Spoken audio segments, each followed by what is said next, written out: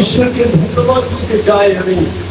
আমাদের দর্শন ছিল, বাবার ইচ্ছা ছিল 1966 সালে মারা যাওয়ার আগে এই জামাই বাবু মিয়া মোছানি এবং রুবেন বসুমাতা এদের প্রধান ইচ্ছা ছিল এখানে আসার। একটা বিশেষ মুখ্য বিষয় ছিল এই জায়গায় বড়তলার এই কয়েকটি জায়গায় মাত্র আমরা এখানে দান বরণ নামে আমরা এই যার জন্যে ভাই এখানে জমি নিয়েছে, আমি এখানে জমি নিয়েছে, জামাই ওই জমি এখানে নিয়েছে এবং ভোটটা বিশেষ করে এখানে জমি নিয়েছে। এরকম আজকের সুযোগ আশেপাশে আমরা এটাই আমার আপনাদের কাছে বিশেষ আশা আকাঙ্ক্ষা। এখনো আমি আশা থাকিনি আমরা চিরদিন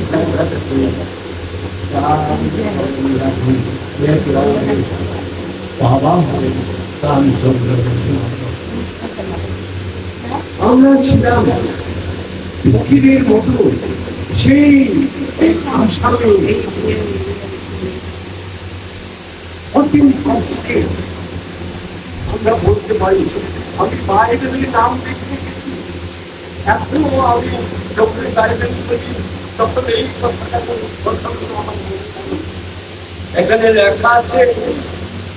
আমাদের দাদুর নাম ছিল সুখরাম বসুমাতা, পিতার নাম ছিল লক্ষ্মীশ্রী বসুমাতা, কাকুর নাম ছিল বাবার কাকা আপন রক্ত। এই কাকার বংশ আমার চোখের সামনে উপস্থিত আছে। আমি খুব খুশি। কাকার নাম হল সতীশচন্দ্র বসুমাতা। আমি আজও তাদের সকলকে অন্তরের স্মরণ করি। এই কাকুদের আমি ভুলি না। এই সমুদ্র ঠাকুর, এই মনো ঠাকুর, এইরকম ভাবে আমাদের ভাই কিন্তু ঈশ্বরকে ধন্যবাদ দিই। আসুন আমাদের কাছে যাদের এই অস্ত্র আছে, এই অস্ত্র যাদের কাছে আছে খুলে দেখুন ঈশ্বর কি বলছেন। আজকে আমরা নেমে এসেছি বাবা থেকে। মায়ের নাম হলো বংশী বসুমাতা, দার্জিলিং বসুমাতা। তার ডাক নাম ছিল বংশী। সবাই আদরে নাম বাবা খুব গরিব ছিল। আজকে আমরা প্রথম বাড়ি করেছিলেন কোথায় জানেন? পাকড়া নদীর অপারে মাস্টার বাবু মান্দার দার্জিলিং বাড়ির পাশে একটা ঘর ছিল। বাবার তখন ঈশ্বরের আশীর্বাদ প্রচার, জায়গায় জায়গায় পশ্চিম সাঁতারি, তারপরে হলো শালকুমার, এইসব জায়গায় বাবা তারেশ্বরগুলিকে বাবা পাশ করেছে। পশ্চিম সাঁতারিতে আমার একটা কথা আপনার মাঝে ভালো করি, সব থেকে পুরনো ফটো, কারণ আমি পরে বলে যাবো তো, ভুলে যাবো তো। 1938 সালে দাদু তখন যুবক, ওখানে লেখা আছে 1938 সালে। আমিও অবাক যে ওটা আমাদের দাদু, ওখানে যুবক লেখা আছে 1938 সালে। বেশি তো করতে চাই না, কারণ আরো কেউ ভালো আছে অন্তরের ভিতরে কিছু বলার জন্য। সব আমার এখানে আত্মীয়, সব রক্ত। আসুন না আজকে আমরা মহান ঈশ্বরকে ধন্যবাদ দিই। এই যে দিদি আমার এখন 1943 সালে জন্ম, 25শে জানুয়ারি। আমার দিদি 85-86 বছর বয়স। ঈশ্বরের এই বাক্য শুনুন, এখানে কি বলছে? সংহিতা 90 অধ্যায় তোমার স্পষ্টগুলো কি লেখা আছে, কি সুন্দর বাক্য লেখা আছে। বলছে সত্যর পিতা। আজকে আমাদের জীবন হলো নূতন জীবন ঈশ্বর সাহায্য করেছেন, আমরা 70-80 বছরের বেশি বাঁচতে পারছি না।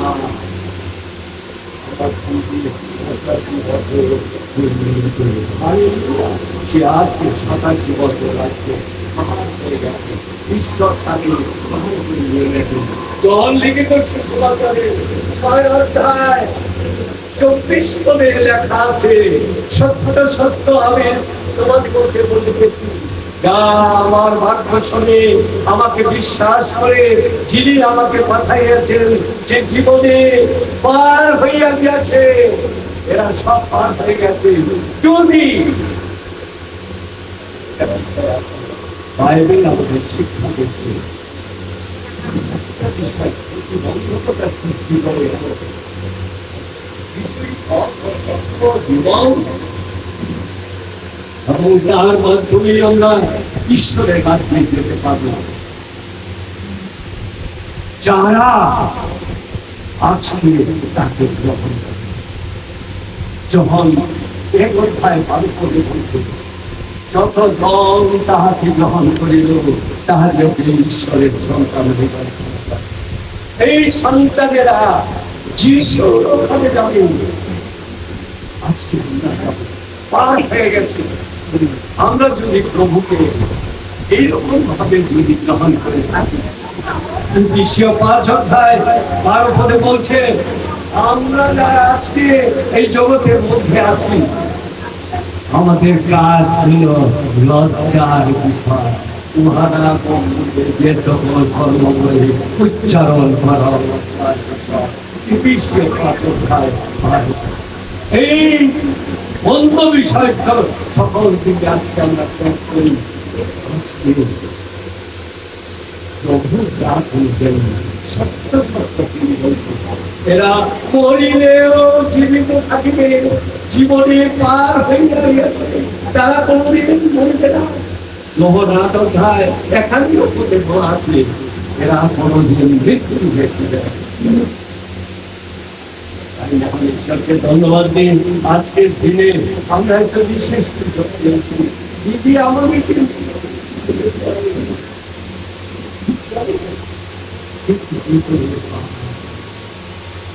আজকে কি বলছে, মায়ের নাম হলো বংশী, তার নাম হলো বংশী। আর এই যে বাবার কাকু দাদু, আমাদের দাদু আজও যদি থাকতেন, আমার কাকা মশাইরা আমাকে কি বলে জানো? আমার কাকা মশাই আমাকে বলে, তোমার জন্য 5 বিঘা রেখে দিয়েছি, কবে বাড়ি করবা? ওরা চায় আমি যেন সেখানে গিয়ে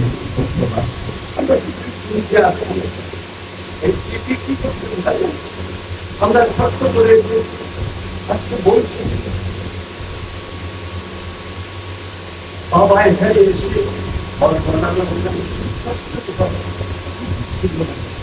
তারপর আমাদের যে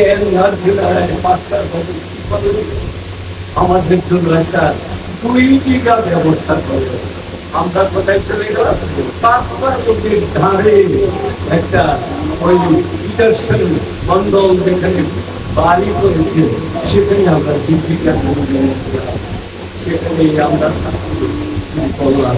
দেখলাম তখন দেখি বাবা কি করে, 2.5 টাকা মায়না দিয়ে আর সংসার চলে গেল। আমার ছোট ভাইয়ের জন্ম তখন সেখানে। ছোট ভাই কি করতো, ছোটবেলা থেকে 6 বছর হয় নাই, 5 বছর এইরকম করে নদী পার হতে গিয়েছে। আর দিদিরা বিশ্বশ্রী এই সভাদি এরা খুঁজে বেড়াতো মায়ের মতো, কোথায় গেল ভাই, তখন গিয়ে দেখে যে নদী পার হচ্ছে, নদীতে মাছ হচ্ছে। যদি পড়ে যায় তাহলে সেখানে তার সাবলীল তার সমস্ত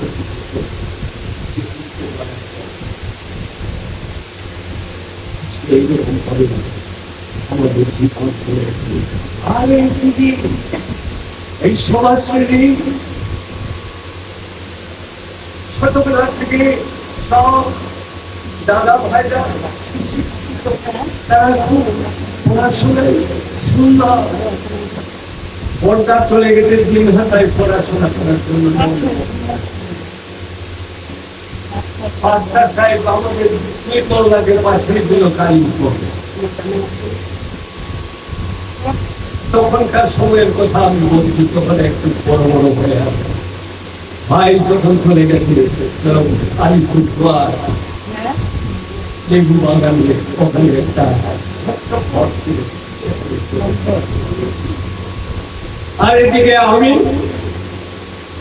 ভাই তার পথে রয়েছে জ্ঞান সিং বসুমাতা, কাকু ধরমরাজ। এসে আমাকে বলতো, বাবা কৃষক হয়ে গেল। আমি কৃষক আমি জামাই বাবু জুয়েলের 5 বিঘা জমি, জামাই বাবুর সুন্দর সিংহের 12 বিঘা জমি, মাস্টার সাহেবের 12 বিঘা জমি, আমাদের 15 বিঘা জমি।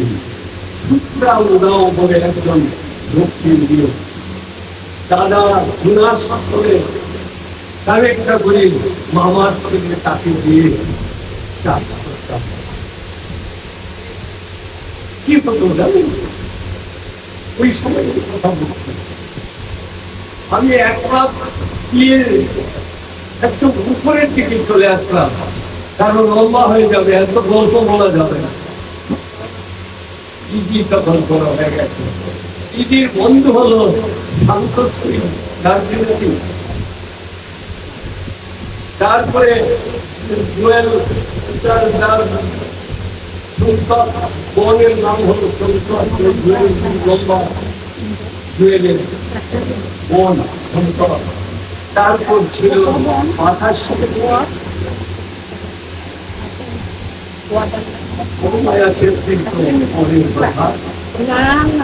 আর হলো আরো একজন রয়েছে, এই 4 জন এদেরকে আমাদের মাস্টার সাহেব বিয়ে বাড়িতে তারা বড় বড় কারিগর রান্না করতে, এরকম করে রান্না করে তার জীবন চলে গেল, সময় চলে গেল। সে পড়াশোনা করতে পারত না, সে পর্যন্ত পাশ করেছিল। তার বন্ধুকে ছেড়ে যাবেন লীলাস ঠাকুর, পাঁচটার লীলাস ঠাকুর, লীলাস সাথে পড়াশোনা করেছে। আর লীলাস ঠাকুর কথা আমাদেরকে এতগুলো গান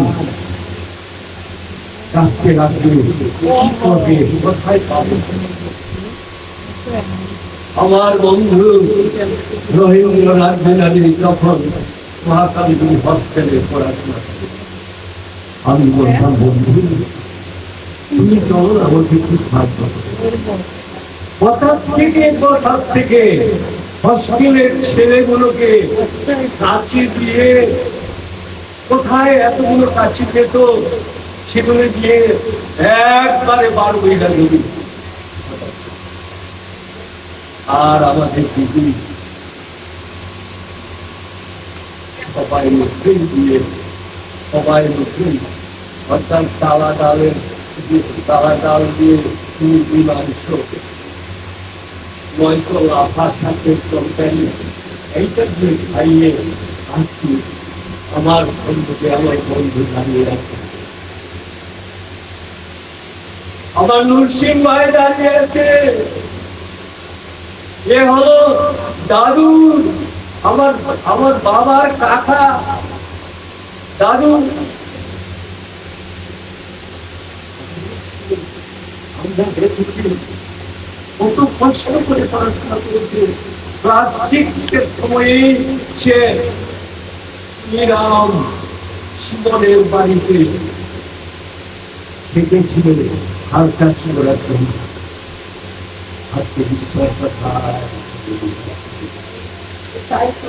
আজকে আমি অনুভব করি এখান থেকে সামন্তলা থেকে হেঁটে চলে যেতাম, আমাদের চোখের সামনে রতন বিশ্বাস মাস্টার বাড়ি সে রয়েছে, তার বাড়িতে নিচে আঙ্কলের বাড়িতে উঠতাম, সেখানে কিছু খেয়ে নিতাম, তারপরে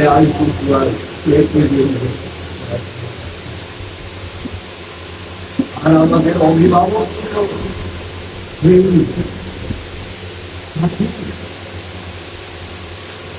আমাদের যে লালন পালন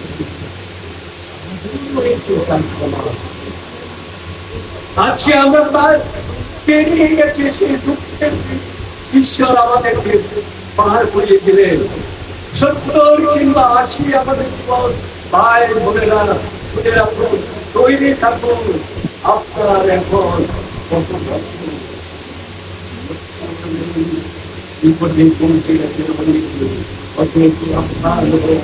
ঈশ্বরের কাছে যাওয়ার জন্য, ঈশ্বরের কাছে যাওয়ার জন্য আমরা প্রস্তুতি নিচ্ছি। এই জন্যই আমরা মনে থাকি, এই জন্যই আমরা বাইবেলের পদে শুনলাম।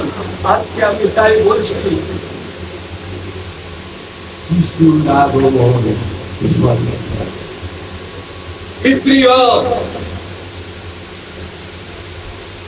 10 অধ্যায় 37 পদে লেখা আছে, যিনি আসিতেছেন তিনি আসবেন, বিলম্ব করিবেন না। আর অতি অল্পকাল যিশু আসছে, আর অতিকাল। প্রকাশিত বাক্য 22 অধ্যায় 12 পদে সাবধান করে দিয়েছেন, শুধু আসবো না, আমি শুধু আসবো না, আমি তার সাথে সাথে পুরস্কার নিয়ে আসবো। আমার সাথে পুরস্কার আছে, যাহার যেমন কার্য তাহাকে আমি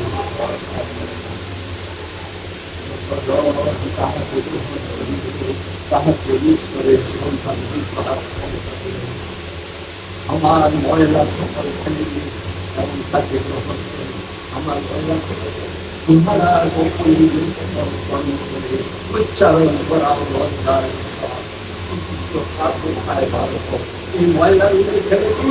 নূতন হয়ে যা, নূতন জন্ম না হবে কেহ ঈশ্বরের রাজ্যে যেতে পারবে না।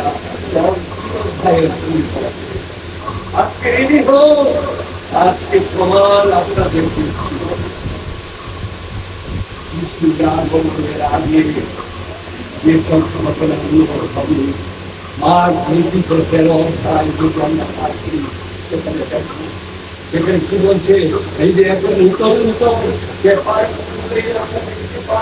আমাদের বাড়ি থেকে আমাদের বাচ্চাগুলোকে চুরি করে নিয়ে যাচ্ছে জঙ্গলের চৌকি জানোয়ার। খুলুন খুলুন, এখনই খুলুন। বাইবেলে ঈশ্বরের বাক্য কি বলছে? লেবীয় পুস্তকের 26 অধ্যায় 20-21 পদ আমরা বাড়ি কি বলছে? আজকে সেই চৌকি জানোয়ার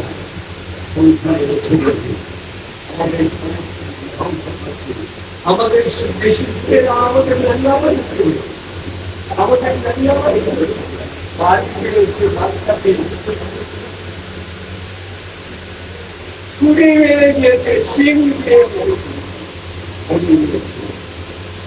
শুয়োর এসে কামড়ে নিয়ে চলে গেছে, মহিষ এসে এক বুড়িকে শিং দিয়ে মেরে দিয়েছে।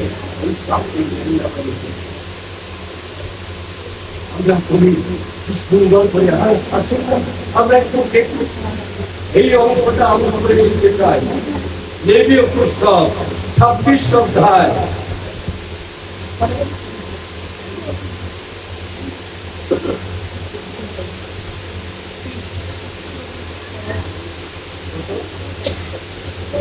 রেডিও বর্ণনা 2 টাকার ভিডিও খুলে দেখুন, যারা পেয়েছে বলুন। 20, 21 মোবাইল যারা পেয়েছেন একটু করে দিলেও হবে। করে দিন। তো পেয়েছেন? আপনি দেখতে পাচ্ছেন না, দেখুন। একটু পেয়েছেন। 20, 21 দুটি পদ করে দিন। রেডিও পুস্তক 26 সাল। তাতে তোমাদের বলবেন নিরর্থক বিশ্লেষিত হইবে, কেননা তোমাদের ভবিষ্যতে উৎপন্ন করে দেবে ও যথেষ্ট বৃক্ষ তার যদি তোমরা আমার বিপরীত আচরণ করো ও আমার কথা শুনতে না চাও, তবে আমি তোমাদের অপানুসারে তোমাদের ঔষধ গুণ আঘাত করিব। আর তোমাদের মধ্যে বনবতী কথাইল, তারা তোমাদের সন্তান হরণ করবে, তোমাদের পশুপাল বিনষ্ট করবে, তোমাদের লোকের সংখ্যায় মূল্য করবে, আর তোমাদের রাজবর্ষ ধ্বংস করবে। তোমাদের মধ্যে কোন পশু পাঠাইব, তোমরা তোমাদের সন্তান তারা তোমার সন্তান হরণ করিবে এবং পশুপাল বিনষ্ট করিবে, তাহাদিওকে সংখ্যায় মূল্য করিবে। এই কথা যদি আজকে আমরা না শুনি, তাহলে আমাদের কষ্ট আছে। আজকে কঠিন কঠিন কঠিন কঠিন রোগ বেদন তিনি আমাদের কঠিন রোগে মারা গেলেন, যেটা কোনোদিন সুস্থ হয় না। 14 পদ করে দেখুন, সেই 14 পদে কি বলছে? যদি তোমরা আমার কথা না শুনো, আমার এই সকল আজ্ঞা পালন না করো, যদি আমার বিধি অগ্রাহ্য করো ও তোমাদের প্রাণ আমার শাসন সকল ঘৃণা করো, এই রূপে তোমরা আমার আজ্ঞা পালন না করিয়া আমার নিয়ম ভঙ্গ করো, তবে আমি তোমাদের প্রতি এই ব্যবহার করিব। কি ব্যবহার করবে? তোমাদের জন্য দ্রব্যলতা চক্কা কম্পদর নির্গল করিব, তাতে তোমাদের চক্ষু ক্ষীণ হইয়া পড়িবে ও প্রাণ ব্যথা পাইবে। আমরা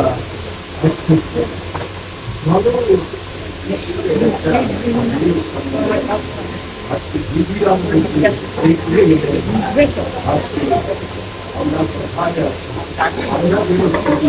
আমরা তার এরকম আমাদের জীবন যতদিন বেঁচে থাকি এইরকম আমাদের জীবন থেকে পার হয়ে যায়, জীবনের পার হয়ে যাওয়া মহান ঈশ্বরের আসলে। আর আমি কিছু বলতে চাই না, অনেক কিছু বলার আছে, বাইবেল খুললাম না। ঈশ্বর আমাদের আশীর্বাদ। ধন্যবাদ মা বলতে।